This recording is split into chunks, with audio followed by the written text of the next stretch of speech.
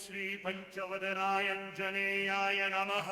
ओम अस्य श्री पंचमुख हनुमन्मन्त्रस्य ब्रह्मारीषि गायत्री छन्दः पंचमुख विराट् हनुमान् देवता ह्रीं बीजं श्रीं शक्तिः क्लौं कीलकं क्लौं कवचं क्रन्नस्त्राय पठित् इति दिग्बन्धः। अथ ध्यानं प्रवक्ष्यामि शृणु सर्वाङ्गसुन्दरि यत्कृतं देवदेवेन ध्यानं हनुमतः प्रियम्। पंचवक्त्रं महाभीमं त्रिपञ्चनयनैर्युतं बाहुभिर्दशभिर्युक्तं सर्वकामार्थसिद्धिदम्। पूर्वं तु वानरं वक्त्रं कोटिसूर्यसमप्रभं दंष्ट्राकरालवदनं भ्रुकुटीकुटिलेक्षणम्। अस्यैव दक्षिणं वक्त्रं नारसिंहं महाद्भुतम् अत्युग्रतेजो वपुषं भीषणं भयनाशनम्। पश्चिमं गारुडं वक्त्रं वक्रतुण्डं महाबलं सर्वनागप्रशमनं विषभूतादिकृन्तनम्।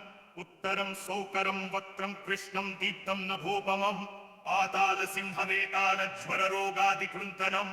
ऊर्ध्वं हयाननं घोरं दानवान्तकरं परं येन वक्त्रेण विप्रेन्द्रतारकाख्यं महासुरम्। जघान शरणं तत्स्यात् सर्वशत्रुहरं परम् ध्यात्वा पंचमुखं रुद्रं हनुमन्तं दयानिधिं। खड्गं त्रिशूलं खट्वाङ्गं पाशमं कुशपर्वतं मुष्टिं कौमोदकीं वृक्षं धारयन्तं कमण्डलुं। भिन्दिपालं ध्यानमुद्रां दशभिर्मुनिपुङ्गवम् एतान्यायुधजालानि धारयन्तं भजाम्यहम्।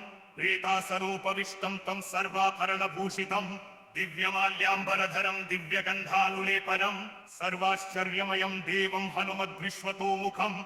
पञ्चास्यमच्युतमनेकविचित्रवर्णवक्त्रं शशाङ्कशिखरं कपिराजवर्यं पीताम्बरादिमुकुटैरूपशोभिताङ्गं पिण्डाक्षमाध्यमनिशं मनसा स्मरामि।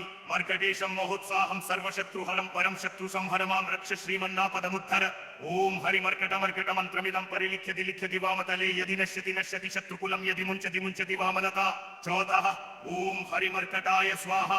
ओम नमो भगवते पंचवदनाय पूर्वकपिमुखाय सकलशत्रुसंहारकाय स्वाहा। ओम नमो भगवते पंचवदनाय दक्षिणमुखाय करालवदनाय नरसिंहाय सकलभूतप्रमथनाय स्वाहा। ओम नमो भगवते पंचवदनाय उत्तरमुखायादिवरहाय सकलसम्पत्कराय स्वाहा।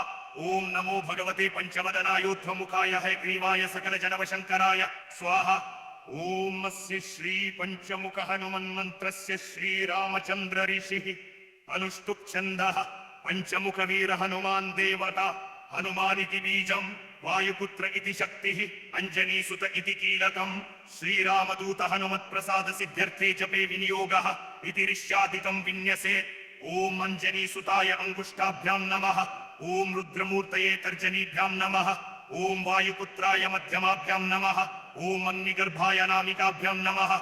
ओम रामदूताय कनिष्ठिकाभ्यां नमः। ओम पंचमुख हनुमते करतलकरपृष्ठाभ्यां नमः इति करन्यासः। ओम अंजनीसुताय हृदयाय नमः। ओम रुद्रमूर्तये शिरसे स्वाहा। ओम वायुपुत्राय शिखाये वषट्। ओम अग्निगर्भाय कवचाय हुम्। ओम रामदूताय नेत्रत्रयाय वौषट्। ओम पंचमुख हनुमते अस्त्राय फट्। पंचमुख हनुमते स्वाहा। श्रीमत्करन्दपुवाकुवारचे श्री पंचमुखानुमन्मन्त्रस्य श्रीरामचन्द्र ऋषि अनुष्टुप् छन्दः पंचमुख वीर हनुमान् देवता हनुमानिति बीजं वायुपुत्रे इति शक्ति अंजनीसुत इति कीलकं श्रीराम दूत हनुमत्प्रसाद सिद्ध्यर्थे जपे विनियोगः इति ऋष्यादिकं विन्यसे। ओम अंजनीसुताय अंगुष्ठाभ्यां नमः।